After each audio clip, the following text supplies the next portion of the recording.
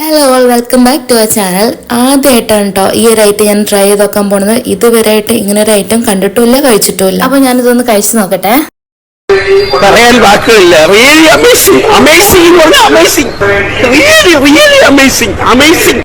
ഔപചാരികതകളൊക്കെ കഴിഞ്ഞ് സ്പൂൺ മാറ്റിച്ച് സാധാരണ പോലെ കഴിച്ച് കഴിക്കാൻ പോവാണ് കേട്ടോ. മറ്റൊക്കെ വീഡിയോക്ക് വേണ്ടിയിട്ടുള്ള പ്രസരം മാത്രമായിരുന്നു, ഒന്നും പറയാനില്ല. അടിപൊളിയാണ് കേട്ടോ. ഞാൻ ആദ്യമായിട്ടാണ് ഈ സാധനം ട്രൈ ചെയ്യണമെന്ന് പറഞ്ഞല്ലോ.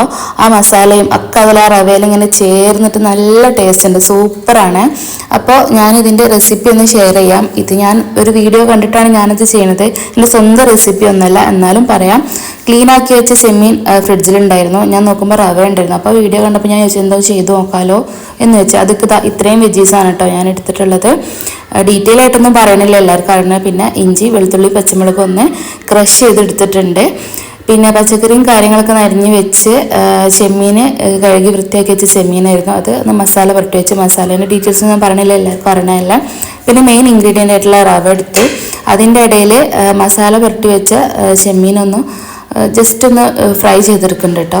ശാലോ ഫ്രൈ ചെയ്താലും മതി. ഞാൻ ആ ബിരിയാണിക്ക്, അതായത് റവൻ്റെ ബിരിയാണിക്ക് കൂടിയുള്ള ഓയിൽ കൂട്ടിയിട്ടാണ് എടുത്തത്. ഈ ഒരു പാത്രത്തിന് ഒരു പാത്രമാണ് എടുത്തിട്ടുള്ളത്. ഒരു കപ്പിന് നമ്മളിപ്പോൾ ഏത് പാത്രത്തിലാണോ അളന്നെടുക്കുന്നത് അതിന് 1.5 കപ്പ് വെള്ളമാണ് കേട്ടോ അളവ് പറഞ്ഞിട്ടുണ്ടായിരുന്നത്. 1.25 അതിൽ പറഞ്ഞിട്ടുള്ളത്, പക്ഷേ എനിക്ക് ഒരു 1.5 കപ്പോളം ആയിട്ടുണ്ടായിരുന്നു. അപ്പോൾ റവ ജസ്റ്റ് ഒന്ന് വറുത്തെടുക്കണം. വറുത്ത റവ ആണെന്നുണ്ടെങ്കിൽ പിന്നെ വറുക്കേണ്ട ആവശ്യമില്ല എന്നാണ് പറഞ്ഞിട്ടുണ്ടായിരുന്നത്. അപ്പോൾ ചെമ്മീനൊക്കെ ഇവിടെ ഫ്രൈ ആയി വന്നിട്ടുണ്ട്. അപ്പോൾ അതൊക്കെ ഞാൻ കോരി വേറൊരു പാത്രത്തിലേക്ക് മാറ്റിയിട്ടുണ്ട് കേട്ടോ. പിന്നെ ഇതാ നമ്മൾ അരിഞ്ഞു വെച്ച വെജീസൊക്കെ അതിലേക്ക് ഇട്ട് കൊടുക്കുകയാണ്. ഈ ആ ഒരു എണ്ണയിൽ തന്നെ ഇട്ടാൽ എന്നുള്ളൊരു ഗുണം എന്താണെന്നറിയോ, ശരിക്കും ആ ചെമ്മീൻ്റെ നല്ല ഫ്ലേവർ കിട്ടും. മറ്റേ നമ്മൾ എണ്ണ മാറ്റി കഴിഞ്ഞിട്ടാണ് ഓൾറെഡി അതിൽ മസാലയും കാര്യങ്ങളൊക്കെ ഉണ്ട്. പിന്നെ അതിലേക്ക് വേറെ പ്രത്യേകിച്ച് മസാല ചേർക്കേണ്ട ആവശ്യമൊന്നും വന്നിട്ടില്ല. ഞാനതിൽ കുറച്ച് ഉപ്പിട്ട് കൊടുത്തു, ഇഞ്ചി, വെളുത്തുള്ളി, പച്ചമുളക് പേസ്റ്റ് ഇട്ട് കൊടുത്ത് നന്നായിട്ടൊന്ന് അതൊന്ന് വെന്ത് വരാൻ വേണ്ടിയിട്ട് വെയിറ്റ് ചെയ്ത്, പിന്നെ തക്കാളി, കറിവേപ്പില അങ്ങനെയുള്ള ഐറ്റംസ് ഒക്കെ ഇട്ട് കൊടുത്ത് നല്ലോണം ഒന്ന് വഴന്ന് വന്നതിന് ശേഷം ഞാൻ അതിലേക്ക് നമ്മൾ നേരത്തെ ഫ്രൈ ചെയ്ത് മാറ്റി വെച്ച ചെമ്മീന് ആഡ് ചെയ്ത് കൊടുത്തിട്ടുണ്ട് കേട്ടോ. അതിൻ്റെ ഇടയിൽ മറന്നുപോയി, മറ്റേ മല്ലിയില ഇട്ട് കൊടുത്തിട്ടുണ്ട്, അതും പറയാൻ മറന്നുപോയി. അങ്ങനെ ചെമ്മീൻ ഇട്ട് കൊടുത്ത് നന്നായിട്ടൊന്ന് ഇളക്കി യോജിപ്പിച്ചതിന് ശേഷം അതൊന്ന് മാറ്റി വെച്ചിട്ടുണ്ട്.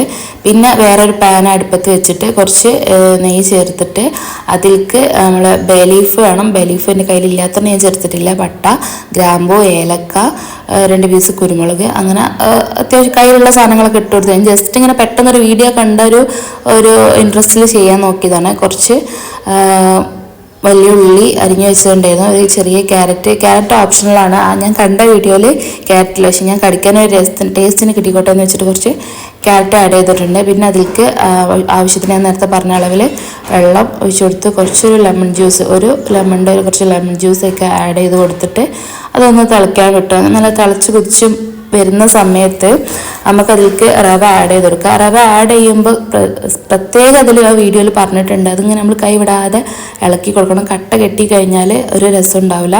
അപ്പോൾ അത് കട്ട കെട്ടാതിരിക്കാൻ വേണ്ടിയിട്ട് മാക്സിമം അതിങ്ങനെ നമ്മൾ കുത്തി കൊടുത്തു കഴിഞ്ഞാൽ ഈ ഒരു സാധനം വെച്ചിട്ടാണ് കേട്ടോ കുത്തുന്നത്.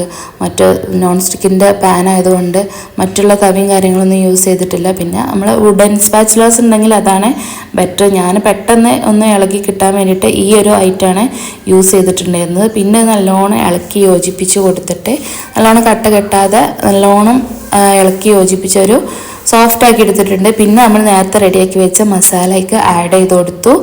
മസാല ഒക്കെ നല്ലോണം മിക്സ് ചെയ്തേക്ക് ചേർത്ത് കുറേ നേരം വെച്ച് ഞാൻ ഇളക്കിയിട്ടുണ്ട്. വീഡിയോയിൽ ഞാൻ അത്രയും ആഡ് ചെയ്തിട്ടില്ല. കുറേ നേരം വെച്ചിട്ട് അതിൻ്റെ ആ കളറ് മൊത്തം മാറാൻ വേണ്ടിയിട്ട് മൊത്തത്തിൽ മിക്സ് ചെയ്തെടുത്തിട്ടുണ്ട്. അങ്ങനെ മിക്സ് ചെയ്ത് റെഡിയാക്കി എടുത്തിട്ടുണ്ട് കേട്ടോ. അപ്പോൾ അതാ നമ്മളെ ഐറ്റം ഇവിടെ ചെമ്മീൻ റവ ബിരിയാണി ഇതാ ഇവിടെ റെഡി ആയിട്ടുണ്ട്.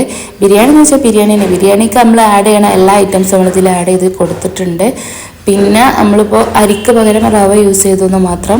പക്ഷെ അടിപൊളി ടേസ്റ്റാണ് കേട്ടോ, പറയാതിരിക്കാൻ വയ്യ. എൻ്റെ വീട്ടിൽ ഗസ്റ്റായിട്ട് എൻ്റെ അനിയത്തി കൂടെ ഉണ്ടായിരുന്നു. അപ്പോൾ ഞാൻ വിചാരിച്ചു എന്തെങ്കിലും വെറൈറ്റി ട്രൈ ചെയ്ത് നോക്കാമെന്ന് വിചാരിച്ച് ചെയ്തതാണ്. അപ്പോൾ ഓക്കെ, ഇന്നത്തെ വീഡിയോ ഇഷ്ടമായിട്ടുണ്ടോ? ഈ ഒരു റെസിപ്പി നിങ്ങൾ ആരെങ്കിലും ട്രൈ ചെയ്ത് നോക്കിയിട്ടുണ്ടെങ്കിൽ ഒന്ന് കമൻറ്റ് ചെയ്യണേ എങ്ങനെ ഉണ്ടായിരുന്നു എന്നുള്ളത്. അപ്പോൾ വീഡിയോ ആദ്യമായിട്ട് കാണുന്നവരുണ്ടെങ്കിൽ സബ്സ്ക്രൈബ് ചെയ്യാൻ മറക്കരുത് കേട്ടോ. ഇന്നത്തെ വീഡിയോ ഇത്രയേ ഉള്ളൂ. അപ്പോൾ ഓക്കെ, ടാറ്റ, ബൈ.